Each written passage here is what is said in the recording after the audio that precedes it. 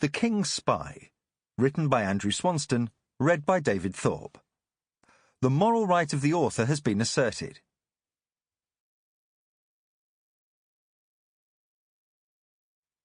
Chapter 1.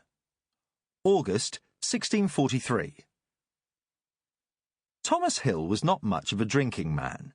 Half a bottle of claret or a couple of pots of ale might last him an hour or more.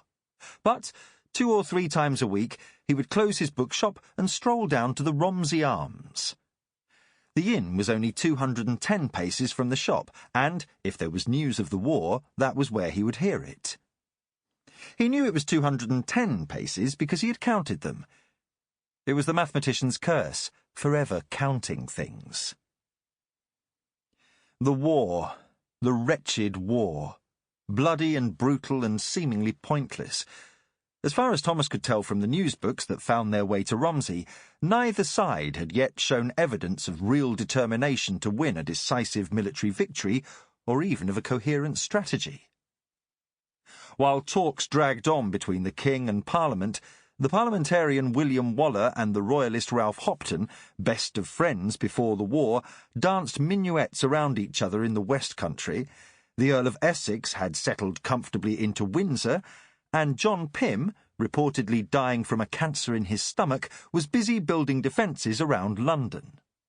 Prince Rupert was thundering about the country at the head of his cavalry, attacking Lichfield, Brentford, and anywhere else that took his fancy. And now there were rumours that his brother Maurice had joined him for an attack on Bristol. Thomas knew better than to believe all the reports, and in any case they were often contradictory. Sir Jacob Astley had been reported killed at Gloucester 2 days before arriving in excellent health at Oxford. And there were strange stories of ghostly battles at Edge Hill and witchcraft in East Anglia. In time of war, rational men very easily became irrational. One thing, however, was clear.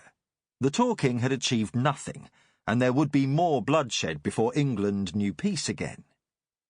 With King Charles gathering support in Oxford and London in the hands of Parliament, something violent and bloody was inevitable, and probably soon. Either the King would advance on London, or Essex and Fairfax would try to surround Oxford.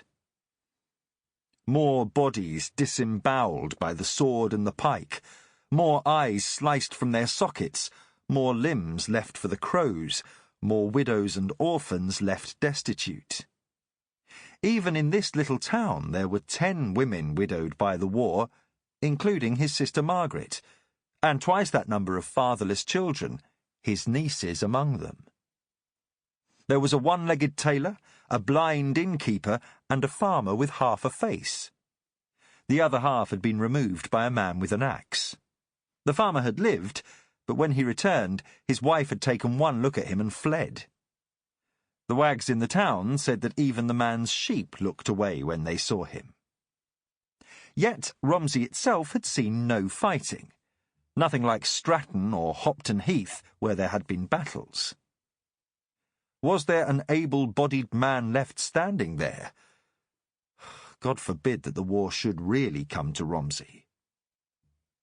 It was August, and the evening was warm, so Thomas wore no coat, just his white ruffled shirt with a high collar, white cotton hose, and a clean pair of linen breeches tied at the knee, a few shillings in one pocket.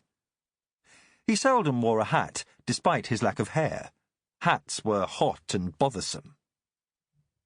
He reckoned he could tell how busy the Romsey Arms was by the time he reached the baker's shop on the junction of Love Lane and Market Street. If he could hear voices, it was busy. If he could see drinkers overflowing outside the inn, it was very busy. But if he could see or hear nothing, he might have only himself for company. That would be disappointing. He much preferred gossip and banter, and he liked being the source of news. An educated man, a writer and bookseller, he was expected to know everything before anyone else. As he approached the bakery, he knew it would be gossip and banter. And on turning into Marketplace, he guessed it might be rather more. At least a dozen men outside the inn had, by the sound of them, been there quite some time. Sample complete. Ready to continue?